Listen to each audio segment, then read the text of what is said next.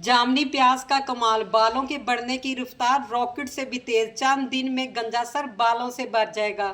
Sadia mam का viral onion hair serum.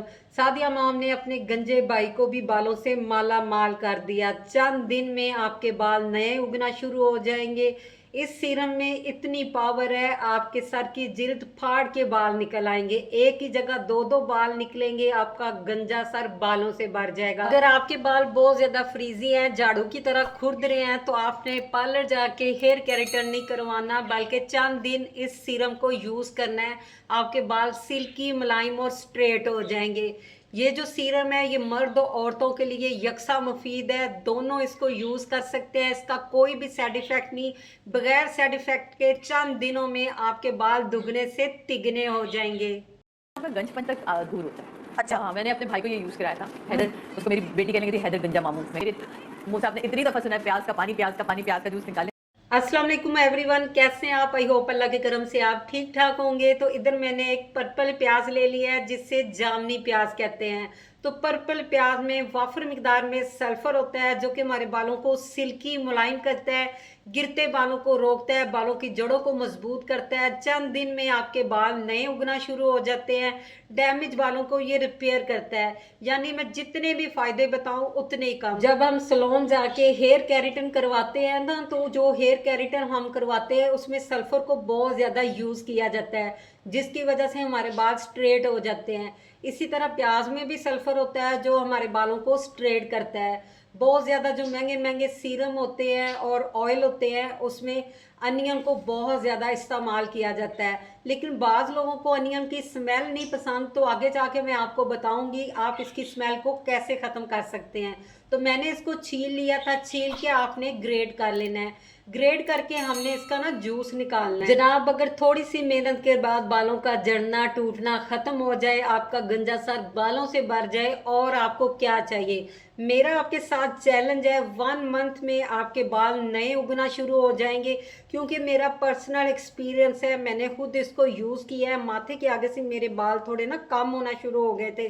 चंद दिन मैंने यूज किया है, मेरे छोटे छोटे बेबी बाल निकलना शुरू हो गए हैं। तो आप भी यूज करेंगे, इंशाल्लाह आपका दिल खुश हो जाएगा। तो मैंने इसको ग्रेट कर लिया है। तो अब आपने इसको किसी भी मलमल के कपड़े में या स्टेनर रख के ना इसका सारा जूस सेपरेट कर लेना है। जैसे आपको इजी लगे वैसे आप इसका जूस सेपरेट कर लीजिए। मैं इसको स्टेनर में डालूंगी और चम्मच से प्रेस करके इसका सारा जूस सेपरेट कर लूंगी। ये मैजिकल जूस आपके बालों को बदल के ही रख देगा।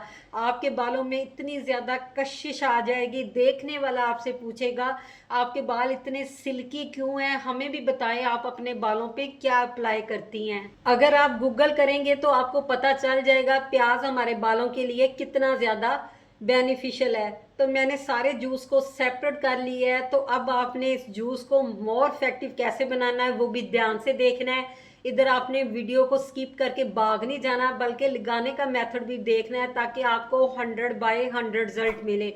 अब इस जूस के अंदर मैं हाफ चम्मच ना आंवले का पाउडर डालूंगी। इजीली पंसारी की शॉप से मिल जाता है। अगर आप आंवले घर ला के पीसेंगे तो वो काफी टफ हो जाएगा। आपने पीसा हुआ ये पाउडर 50 रुपए में ले आना है। ये इतना ज्यादा हो जाएगा, काफी दफा आप इसको यूज कर सकते हैं।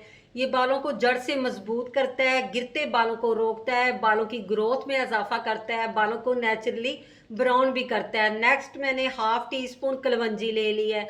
कलवंजी हमारे बालों को नेचुरल ब्लैक करती है, वाइट बाल आस्ता आस्ता खत्म हो जाते हैं और बालों को बहुत ज्यादा शाइन भी देती है।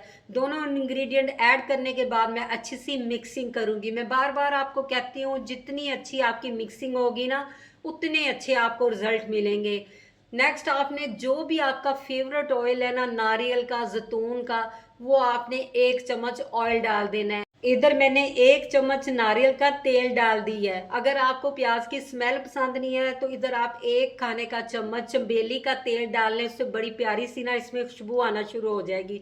जैसे कि सावन का महीना गुजर के गया है, बालों में भी चिप चिप होती है, स्किन पे भी बाज लोगों को ऑयल पसंद नहीं होता, तो वो खाली जूस में ये सारी चीजें डाल के ना अपने बालों की रूट्स में लगा सकते हैं, यानी अगर ऑयल ना भी डालें तो फिर भी ठीक है।